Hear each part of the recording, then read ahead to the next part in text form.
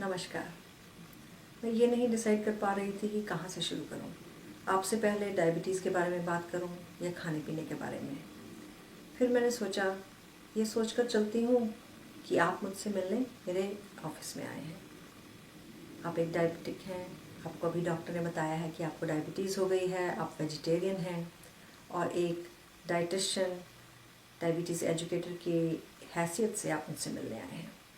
तो जैसा कि मैं अपने सभी क्लाइंट्स से जो मुझसे सलाह लेने आते हैं डायबिटीज़ के और खाने पीने के बारे में, पूछती हूँ कि वो डायबिटीज़ के बारे में क्या जानते हैं।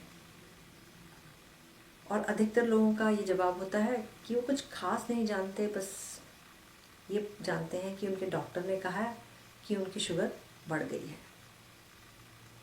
मैं समझती हूँ किसी को ये सलाह देने से पहले कि आप ये खाना कम कर दें या ये खाना बंद कर दें या ये चीज़ मत खाएं, अगर मैं उन्हें एक कारण बता दूं कि मैं ऐसा क्यों कह रही हूँ या क्यों उन्हें ये चीज़ें नहीं खानी चाहिए, उन चीज़ों का डायबिटीज़ से क्या रिलेशन है, तो मुमकिन है वो खुद ही अपना ख्याल ज़्यादा करना शुरू कर देंगे। तो खाने का और डायबिटीज़ का क्या रिलेशन है? पहले हम समझते हैं कि डायबिटीज़ क्या है। तो बहुत ही सरल शब्दों में, डायबिटीज़ में हमारे शरीर में ग्लूकोज की मात्रा बढ़ जाती है। ग्लूकोज जिसे आप ब्लड शुगर, ब्लड ग्लूकोज या सिर्फ शुगर भी कह सकते हैं। तो अचानक ये शुगर की मात्रा क्यों बढ़ जाती है और ये ग्लूकोज क्या है, पहले हम इस बारे में बात करते हैं। तो ग्लूकोज, जैसे कि आप मान लीजिए एक कार में पेट्रोल की बहुत ज़रूरत होती है, उसके बिना कार चल नहीं सकती, वैसे ही ग्लूकोज को हमारे शरीर में, हमारा शरीर बिना ग्लूकोज के नहीं चल सकता। ग्लूकोज हमारे शरीर में वही काम करता है जैसे पेट्रोल एक कार में। तो पेट्रोल डलवाने के लिए तो आप ले जाते हैं अपनी कार को पेट्रोल पंप। हम अपने शरीर में ग्लूकोज कहाँ से लाएं?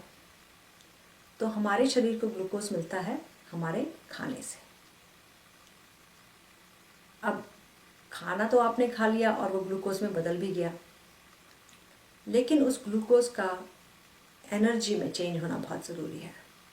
जैसे कि आप कार में पेट्रोल तो डलवा दिया, पर जब तक आपके पास उस कार की चाबी नहीं है वो कार खड़ी रहेगी। वैसे ही आपने खाना खा लिया और वो ग्लूकोज में बदल गया शरीर में, लेकिन शरीर को भी एक चाबी की ज़रूरत होती है जिससे कि वो ग्लूकोज एनर्जी में बदल सके, और उस चाबी का नाम है इंसुलिन। कई बार क्या होता है कि इस इंसुलिन की या इस चाबी की, आप यूँ मान लीजिए कि या इसमें चाबी में कुछ जंग लग जाती है या चाबी ठीक से काम नहीं कर पाती, उसकी वजह से हमारा शरीर ग्लूकोज को अच्छी तरह से यूज़ नहीं कर पाता।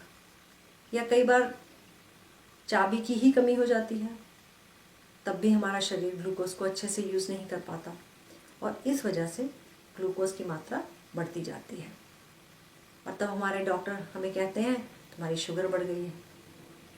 अब हम अपने शरीर की क्या सहायता कर सकते हैं ताकि ये शुगर ना बढ़े?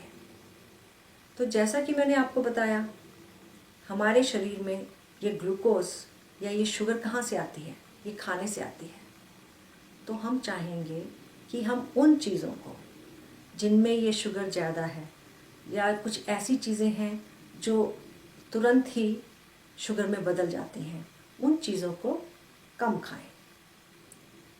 तो पहली बात, मैं ये कारण देना पसंद करती हूँ कि हम क्यों कम खाएं, ताकि हम अपने शरीर की हेल्प कर सकें उस ब्लड शुगर को मेंटेन करने की। अगर हम उन चीज़ों को कम खाएंगे तो हमारा शुगर या हमारा ग्लूकोज लेवल हमारे ब्लड में नॉर्मल बना रहेगा। कुछ और भी चीज़ें हैं जो हम कर सकते हैं अपने ब्लड ग्लूकोज को नॉर्मल करने के लिए, और वो बातें हम अगले वीडियो में करेंगे। तो आज सिर्फ ये ही कि ग्लूकोज क्या है, ये कहाँ से आता है और इसका डायबिटीज़ से क्या संबंध है। अगली बार बात करते हैं खाने की, कौन कौन सी चीज़ें हैं जो एकदम से ग्लूकोज में बदल जाती हैं और कुछ कौन से खाने ऐसे हैं जो शुगर में हाई होते हैं। अगली बार तक के लिए नमस्कार।